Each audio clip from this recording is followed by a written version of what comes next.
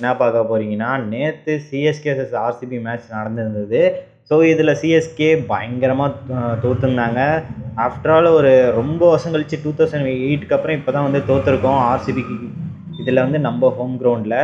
So, இதில என்ன விஷயம்னா வந்துட்டு போராடவே இல்லாத மாரி தோத்தாய்ங்க. அது மாரி தான் சொல்லுவேன் சிஎஸ்கே. ஸோ, அதுவும் இல்லாம அத பத்தியும் பார்ப்போம். ஸோ, இன்னும் வந்து நம்ம பிளேயிங் 11ல சேஞ்சஸ் பண்ணணுமா அப்படின்னு கேட்டிங்கன்னா, மஸ்ட்டா பண்ணணும். அத பத்தியும் இந்த வீடியோல நான் ஃபுல்லா டீட்டெயிலா எக்ஸ்பிளைன் பண்றேன். குறிப்பா வந்துட்டு இந்த டோனி வந்துட்டு இந்த லேட்டா இறங்குனாரு பார்த்தீங்களா? ஸோ 12வது ஓவர் இறங்க வேண்டியவரு வந்துட்டு 18ஆவது ஓவர் அஸ்வின முன்னாடி இறக்கி விட்டு, அதுக்கப்புறம் இவரு கடைசியில வந்து இறங்கி ஒரு 6, 4 அடிச்சுட்டு வந்தாங்க. அத பத்தியும் சொல்லியிருந்தாங்க. ஸோ ஃபேன்ஸ் வந்து ரொம்ப ஃப்ரஸ்ட்ரேட் ஆயிட்டு இருந்தாய்ங்க. அதுக்கு இல்லாம வந்து வெளிய வந்து இதுவும் சொல்லிட்டு போனாங்க. கமெண்ட்ஸும் சொல்லிட்டு போனாரு. ஏன் இவரு முதல்லயே வர வைக்கிறார்? அத பத்தியும் இந்த வீடியோல சொல்றேன் guys. So first of all இந்த மேட்ச்ல செம்மையா நேத்து மேட்ச்ல பார்த்தீங்கன்னா, 100 அஹ்மத் மற்றும் ரச்சின் ரவீந்திரா பெர்ஃபார்மன்ஸ் செம்மையா இருந்துச்சு அப்படின்னு சொல்லுவேன். ஸோ மத்தவங்கள்ட்டருந்து அந்த அளவுக்கு பெருசா பெர்ஃபார்மன்ஸ் வரலனாலும், இவங்கள்ட்டருந்து பெர்ஃபார்மன்ஸ் செம்மையாவே இருந்துச்சு அப்படின்னு தான் சொல்லுவேன். ரச்சின் ரவீந்திரா ஒரு இன்னிங்ஸ் பில்ட் பண்ணிட்டு போயிருந்தாரு. போன வருஷம் வந்து ஒரு அட்டாக்கிங் இன்னிங்ஸ் ஆடிட்டு இருந்தாரு. இந்த வருஷம் ஒரு இன்னிங்ஸ் பில்ட் பண்ணி செம்மையா ஆடிட்டு இருக்காரு. ஸோ வர்ற கேம்ஸ்ல ஒரு அட்டாக்கிங் இன்னிங்ஸா எடுத்துட்டு வருவாரு. ஸோ ருத்து ஒன் டவுன்ல ஆடுறது வந்து அத பத்தியும் சொல்றேன் கைஸ். ஏன்னா வந்து அந்த ஒன் டவுனுக்கு பதிலா இந்த ஓப்பனிங்கே ஆடலாம். ஏன்னா 2 வந்து ஸ்டார்டர்ஸ் பயங்கரமா இருக்காரு ஸ்டார்டர்ஸ் நம்மளுது. Starters one down Shivam Dube. இதுதான் நம்மளோட காம்போவா இருக்கணும். ஸோ இந்த இத வந்து சேஞ்சஸ் பண்ணக்கூடாது. ஸோ இதில சேஞ்சஸ் பண்ற மாரி இருந்ததுன்னா, அந்த சாம் கரன் வந்து ஒண்ணு அவர் வந்து பவுலிங் போடுறாரு அது மாரி வச்சிருந்தா, நம்ம வந்து பவுலிங்க்கு ஒரு ஆள் அவர வந்து மிடில் ஓவர்ஸ்லயும் அந்த அளவுக்கு பேட்டிங்கும் பண்ண வைக்கிறாரு. ஸோ அவருக்கு பதிலாவே மத்தவங்கள வச்சு நம்ம ட்ரை பண்ணலாம் தாராளமாவே. ஏன்னா நேதன் எலிஸ் ஒரு பெட்டர் ஆப்ஷன். டெவான் கான்வே ஓப்பனிங்க்கு ஒரு பெட்டர் ஆப்ஷனா இருப்பாரு. ஸோ நம்ம வந்து ஒன் டவுன்ல வந்து ருத்து அந்த இடத்துல வந்தா, இவங்க 3 பேர் காம்போ வச்சுட்டு செம்மையா ஆடலாம் அப்படின்னு சொல்லுவேன். ஸோ பார்ப்போம். என்ன பண்ற போறாங்கன்னு சிஎஸ்கே சேஞ்சஸ். ஸோ நேத்து மேட்ச்ல பியூட்டிஃபுல் ஸ்பெல் போட்டாரு நூர் அஹ்மத். ஸோ இதில குறிப்பா வந்து 3 கேட்ச் ட்ராப் பண்ணாய்ங்க ரஜத் பட்டிதாருக்கு. ஸோ அவரு ஒரு 50 போட்டிருந்தாரு. ஸோ இல்லன்னா ஸ்கோர் வந்து கொஞ்சம் கம்மியா இருக்கும். நம்ம வந்துட்டு நம்ம டீம்ல பெருசா ஹிட்டர்ஸ் இல்லன்னு தான் சொல்லுவேன் தாராளமா.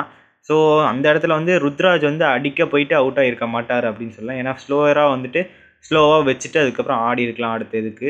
ஸோ மேட்ச்லேயும் நம்ம ஒரு நல்ல பர்ஃபார்மன்ஸ் போட்டுருக்கலாம். ஸோ இப்போ வந்து யாரை பற்றி பார்ப்போம்னா, நம்ம தலையை பற்றி பார்ப்போம். ஸோ ஃபஸ்ட்டு எடுத்தோடனே அஸ்வின் அமுச்சு விட்டு இவர் வந்து லேட்டாக வந்ததுக்கு ரீசன் என்னென்னா, இவங்க வந்துட்டு முன்னெல்லாம் நம்ம எப்படி பார்ப்போம், கடைசியில் வந்து தலை வருவார், ஒரு 6, 4 அடிச்சுட்டு போவார். ஸோ போன வருஷம் அதே மாதிரி பார்த்தோம்னால இந்த வருஷம் அதே தான் பண்ணாங்க அப்படின்னு பார்த்தா அதுதான் இல்லை. இதுதான் பிராண்டிங் கிரிக்கெட்டுன்னு சொல்கிறது. ஸோ இவங்க வந்து ஒரு பிராண்டான பிளேயர். இவர் வந்து டோனிலாம் ஒரு பிராண்டான பிளேயர் வச்சுக்கோங்களேன். ஸோ முன்னாடி வந்துட்டு இவரெல்லாம் முன்னாடி வரணும் அப்படின்லாம் இருக்க மாட்டாங்க. ஒரு ஹைப் ஏற்றுற மாதிரி. ஸோ இதில் வந்து கடைசி சீனில் தான் இவர் ஹீரோ என்ட்ரி கொடுக்குறாரு. ஒரு மாசாக என்ட்ரி கொடுக்குறாரு. சும்மா வந்து அடிக்கிறாரு. ஸோ முன்னாடியே வந்துச்சுன்னா இவர் வந்து அவுட் ஆகிட்டு கூட போக அதிக வாய்ப்பு இருக்குது. ஆனால் இப்போ வந்து பார்த்தீங்கன்னா இவங்க மேட்ச் ஜெயிக்கணும் ஆடின மாதிரி இல்லை. நேற்றுலாம் மேட்ச்சை பார்த்துருந்தீங்கன்னா தெரிஞ்சிருக்கும். எதுக்கு அஸ்வின் இறக்குனாங்க? அஸ்வின் வந்து ஒரு பியூர் பவுலராக வச்சு ஒரு ஆஃப் ஸ்பின்னர் எதுக்கு விளையாட வைக்கணும்? அவர் வந்து ஒரு ஃபினிஷிங் ரோலில் ஆடுறவங்க எல்லாம் ஹிட்டர்ஸாக வேணும். ஸோ ஒன்று அஸ்வினை ட்ராப் பண்ணணும் கைஸ். ஸோ மஸ்ட்டாக வந்து அஸ்வினை ட்ராப் பண்ணி அந்த இடத்துல வந்து நம்ம வந்து இவரை ஆட வைக்கலாம். விஜய் சங்கர் இருக்கார். தீபக் கூட எதுக்கு? ஸோ அவரை பற்றி இந்த லிஸ்ட்டில் வந்து சொல்கிறேன் கைஸ். ஃபஸ்ட் எடுத்தோடனே டோனி வந்து ஒரு பிராண்டிங் கிரிக்கெட்.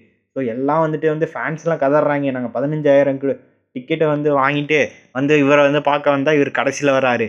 ஸோ இப்போ வந்து அக்செப்ட் பண்ணிக்கிறாங்க. இது வந்து முன்னாடியே அக்செப்ட் பண்ணியிருந்தா பெருசாக தெரிஞ்சிருக்காது. இப்போ தான் வந்து அக்செப்டே பண்ண ஆரம்பிக்கிறாங்க. எதே டோனி வந்து சும்மா பிராண்டு அவருக்காக தான் சும்மா ஹைப்பு காட்டுறாங்க. அப்படியே வச்சுட்டு இன்னும் ஒரு வருஷம் ஓட்டலாம் அப்படின்னு பிளான் பண்ணியிருக்காங்க. ஸோ இப்போ டோனி மட்டும் போயிட்டாருன்னா இந்த 15,000ன்னு டிக்கெட் வாங்குறீங்க இடத்துல வந்துட்டு நீங்கள் வந்து கம்மியாகவே வாங்கலாம். ஸோ ஓரளவுக்கு பிளாக்ல தான் மேக்ஸிமம் வந்து அவ்வளோவா போகும்.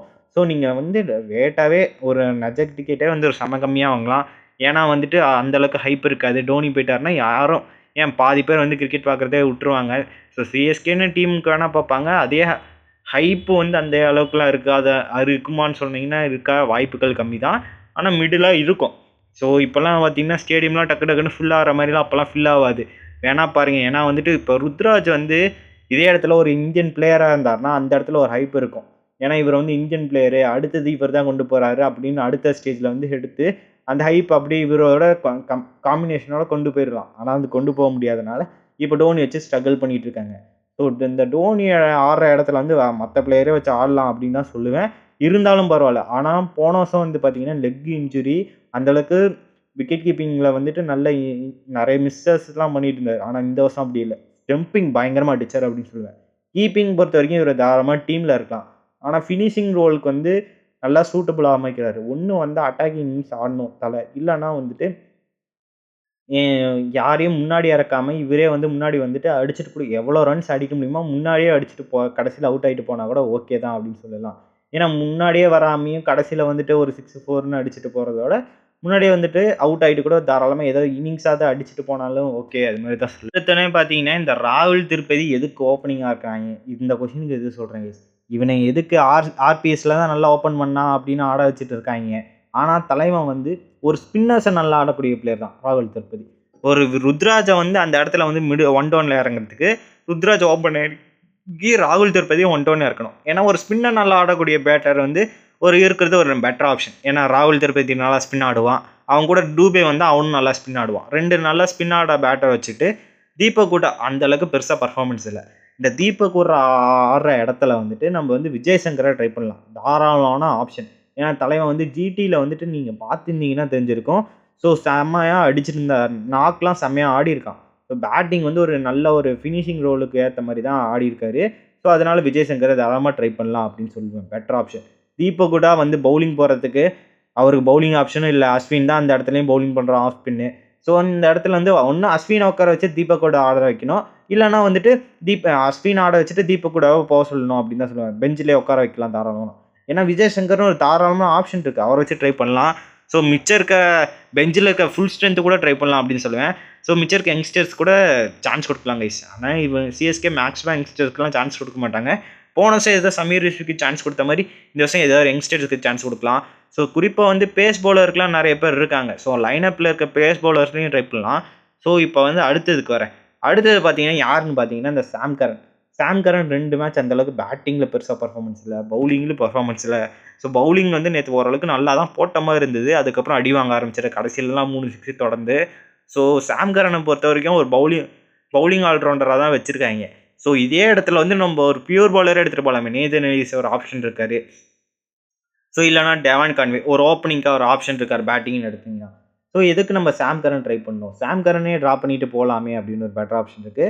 ஸோ இன்னொரு பெட்டர் ஆப்ஷனும் இருக்குது கைஸ். என்னென்னு பார்த்தீங்கன்னா, ஒன்று நம்ம வந்து இவரை வந்துட்டு அங்குஷ் கம்போஜை வந்து இந்த தீபக் குட்டா இல்லை அஸ்வினுக்கு பதிலாக எடுத்துகிட்டு வந்துட்டு அந்த இடத்துல வந்துட்டு நம்ம சாம் கரன் உட்கார வச்சு டெவான் கான்வே ஓப்பன் பண்ணி அந்த இடத்துல வந்து நம்மளுக்கு வந்து ஸ்ட்ரகிள்ஸாக இவனுங்களாம் உட்காருவாங்க. அஸ்வின், தீபக் குட்டா, ராகுல் திருப்பதி இவங்க 3 பேரையும் உட்கார வச்சுட்டு அந்த இடத்துல ஒவ்வொரு பிளேயருக்காக சான்ஸ் இருக்கும். ஓப்பனிங் நம்மளுக்கு இவர் வந்தார்னா டெவான் கான்வே வந்தால் அந்த இடத்துல செட்டில். அதுக்கப்புறம் பார்த்தீங்கன்னா இந்த மிடில் ஆர்டர்ஸில் ஆடுறதுக்கு விஜய் சங்கர் வந்துடுவார். ஸோ அதுக்கப்புறம் பார்த்தீங்கன்னா இந்த பவுலிங்கில் பார்த்தீங்கன்னா நம்மளுக்கு வந்து அங்குஷ் கம்போஜ்னு ஒரு பிளேயர் வருவார். ஸோ அங்கே இடத்துல அவர் வந்து எக்கனாமிக்கலாக போடுற பிளேயரு. ஸோ டெத்தில் வந்து நம்மளுக்கு ரன்ஸ் கன்சிடர் பண்ணக்கூடாது. ஸோ அந்த இடத்துல வந்து ஒரு எக்கனாமிக்கலாக பிடிச்சி போடுற பிளேயர் இருந்தாருன்னா ஒரு பெட்டர் ஆப்ஷனாக இருக்கும். ஸோ ஆனால் இவங்க வந்து ட்ரை பண்ண வைக்கிறாங்க ஒரு பெட்டராக இது அப்படின்னு சொல்லுவேன். ஸோ அவர் எதுக்கு எடுத்து போட்டிங்க, சும்மா எதுக்கு எடுத்து போட்டிங்க, அவர் திறமை இருந்துட்டு அவர் பர்ஃபார்மன்ஸே பண்ண வைக்கலன்னா எப்படி கைஸ், அப்படி தான். ஏன்னா பார்த்துட்டோன்னா ஒரு விக்கெட் டேக்கிங் பவுலர், அந்த இடத்துல நம்மளுக்கு ஒரு எக்கனாமிக்கல் பவுலர் வேணும். அந்த இடத்துல அங்குஷ் கம்போஸ் ட்ரை பண்ணு, அஸ்வினே அடி வாங்குறாரு. ஸோ அஸ்வினு இல்லை தீபக் குட்டா 2 பேர்த்தில் யாராவது ஒருத்திங்க தான் ஆட வைப்பாங்க. இல்லைனா ஸ்ரேயஸ் கோபால்னு ஒருத்தர் இருக்கார், ஃபினிஷும் பண்ணி கொடுப்பாரு கேமு. ஸோ அவரையும் ட்ரை பண்ணலாம். ஸோ பார்ப்போம் என்ன பண்ண போகிறாங்கன்னு. ஸோ குறிப்பாக பார்த்தீங்கன்னா இந்த விஜய் சங்கருக்கு அடுத்த மேட்ச் வாய்ப்பு கொடுக்கணுங்க. ஏன்னா தீபக் குட்டா வந்து 2 மேட்ச்சு சுற்றிட்டு தான் போகிறான். வந்து டெஸ்ட் மேட்ச் நம்ம வந்து 2020 கேதார் ஜாதவ் எப்படி இருந்தாரோ அது மாதிரி பண்ணிகிட்டு இருக்காரு அப்படின்னு தான் சொல்லுவேன் தீபக் குட்டா. ஸோ ராகுல் திருப்பதியும் வந்தான் 2 மேட்ச்சும் ஏதோ செம்ம சொதப்பல். ஸோ அவனுக்கு பதிலாகவே தாராளமாக ஆட வைக்கலாம் கைஸ், ருத்துவே ஓப்பன் பண்ணலாம் அப்படின்னு தான் சொல்லுவேன். ஸோ பார்ப்போம் சிஎஸ்கே மேனேஜ்மெண்ட் என்ன பண்ண போகிறாங்கன்னு. ஸோ ஃபர்ஸ்ட் ஆஃப் ஆல் வந்துட்டு இது தாங்க என் தாட்ஸ் எல்லாம். ஸோ நீங்கள் என்ன நினைக்கிறீங்க இதை பற்றி?